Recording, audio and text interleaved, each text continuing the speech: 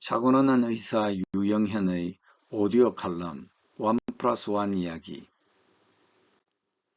원 플러스 원 이야기 14번째.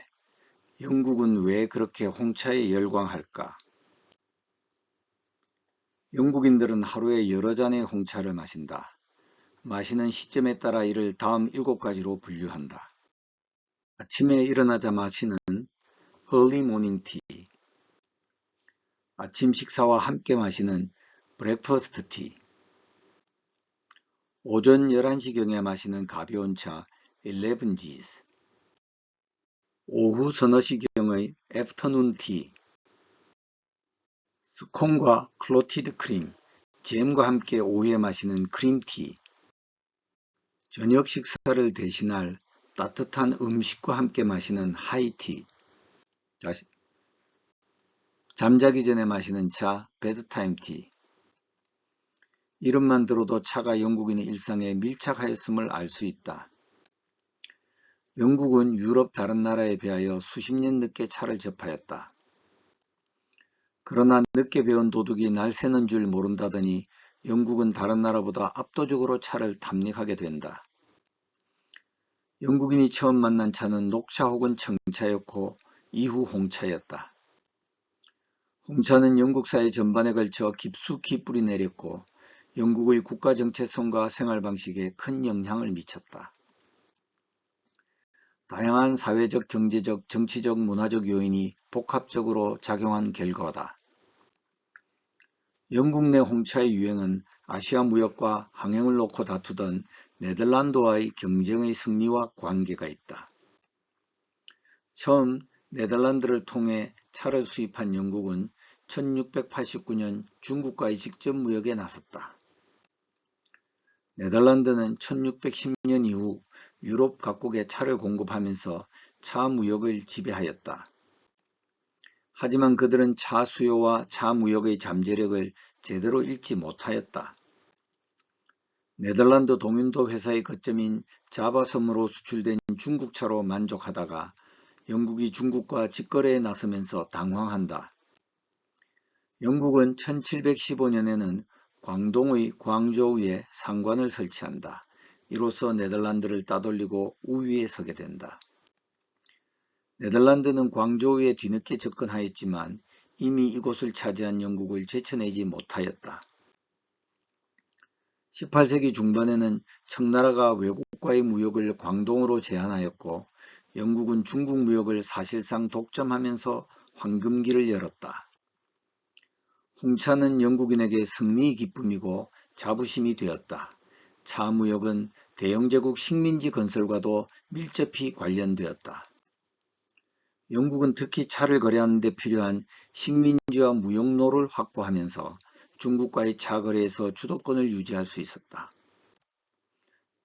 나중에는 식민지 인도와 스리랑카 등지에서 차가 대량으로 재배되면서 차 생산 가격을 낮출 수 있었다. 반면 먼저 차를 접했던 유럽의 다른 국가들은 이와 같은 광범위한 해외 무역망을 보유하지 않았기 때문에 차 공급에서 영국만큼 유리한 위치에 있지 못했다. 대영 제국은 차 생산의 중심지로 자리 잡게 되었다. 식민지에서의 경제적 영향력을 통해 얻은 결과물인 차는 대영 제국 수립의 핵심 요소가 되었다. 차 무역에는 당시 세계 최강의 조직이었던 동인도 회사가 관계하였다. 광저우 상관을 통하여 동인도 회사가 직접 차를 수입하기 시작한 이래 18세기 동안 동인도 회사는 차의 독점적 수입권을 가졌다. 이 회사는 차를 영국으로 들여오는 것뿐만 아니라 서방 다른 나라들과 대영제국 내에서 차의 대중화를 위해 적극적으로 홍보하고 유통망을 확장했다. 도입 초기의 차는 왕실과 귀족 사회에서 먼저 유행하여 고급스러운 생활 양식의 상징으로 여겨졌다. 영국 귀족들은 차를 사교적인 모임의 중심에 두었고 차 마시는 시간이 점차 사회적 이벤트로 자리 잡았다. 왕실과 귀족들의 차 생활은 하층 국민으로의 차 문화 확산에 유리한 조건이 되었다. 영국 정부는 대체로 차에 높은 세금을 부과했는데 이로 인해 차는 사치품이 되었다. 비싼 가격은 차에 대한 높은 수요의 장벽이 되었지만 광범위한 밀수 네트워크를 탄생시켰다. 밀수된 차는 정식으로 수입된 차보다 훨씬 저렴했기 때문에 하층민도 차를 즐길 수 있었다. 이에 따라 차는 영국 사회 전반에 걸쳐 빠르게 확산되었다. 19세기에는 차에 대한 세금이 크게 낮아져 차의 가격이 하락했다. 차 가격 하락은 모든 계층이 차를 쉽게 구입할 수 있게 하였다. 이로 인해 차는 영국 전역에서 더 널리 많이 소비되었다.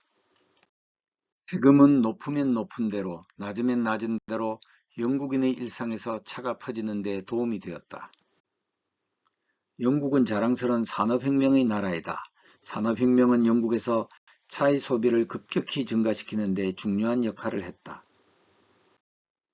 산업혁명 기간 도시화가 진행되면서 많은 노동자들이 공장에 고용되었고 이들은 긴 노동시간 동안 피로를 풀기 위해 자극제 역할을 하는 차를 즐겨 마시게 되었다. 차는 상대적으로 저렴하고 준비가 간편했기 때문에 대중적인 음료로 자리 잡았다. 차는 단순한 음료를 넘어 영국 사회에서 중요한 상징으로 자리 잡았다.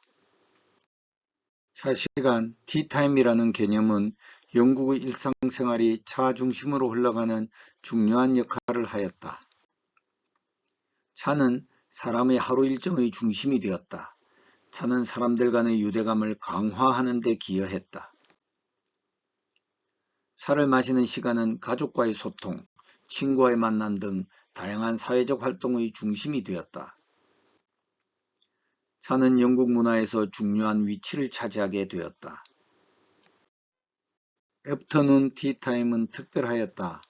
베드포드 공작 부인은 낮에 친구들을 초대하여 차와 간단한 다과를 먹었다. 스펀지 케이크가 주요 메뉴였다.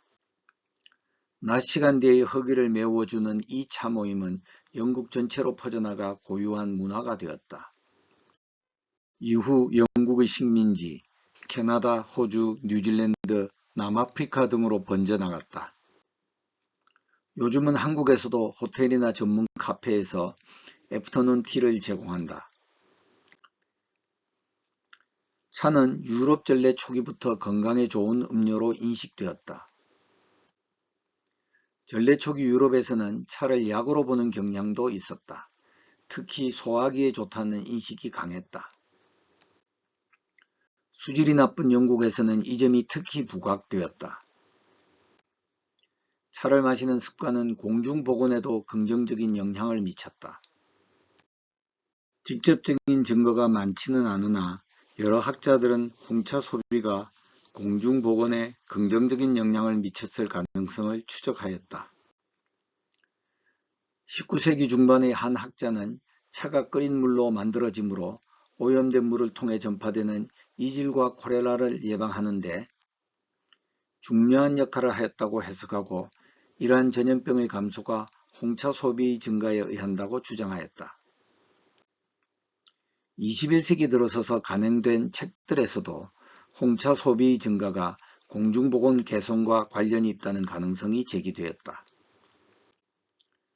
다만 당시 행하여진 역학 연구에 의한 증거가 부족하여 학자들의 추론 정도로 해석된다. 영국에서 차의 유행은 알코올 소비를 줄이고 건강 정진에 기여했다.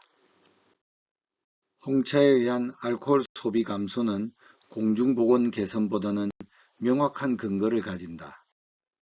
홍차 음용 전 영국인들은 나쁜 물 대신 맥주를 섭취하였는데 네덜란드에서 수입한 진은 값싸게 제조가 가능하여 영국인들에게 퍼져나갔다.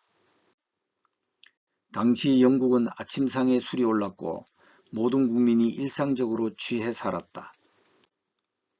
알코올 남용을 우려하여 금주운동이 확산되며 차는 알코올에 비해 더 건강한 대안으로 여겨졌다. 금주운동 모임에서는 차가 대량으로 제공되었다. 중산층과 노동계층 사이에서 차 소비를 장려하는 문화적 전환을 촉발시켰다. 당대의 한 학자는 자신의 저서에서 진열풍으로 알려진 18세기 초반의 알코올 남용 문제가 점차 완화된 데 홍차 소비가 중요한 역할을 했다고 분석했다. 현대 연구자들도 차가 알코올 소비를 줄이고 알코올 중독의 위험을 감소시키는 대안이 되었다는 데 일치한다.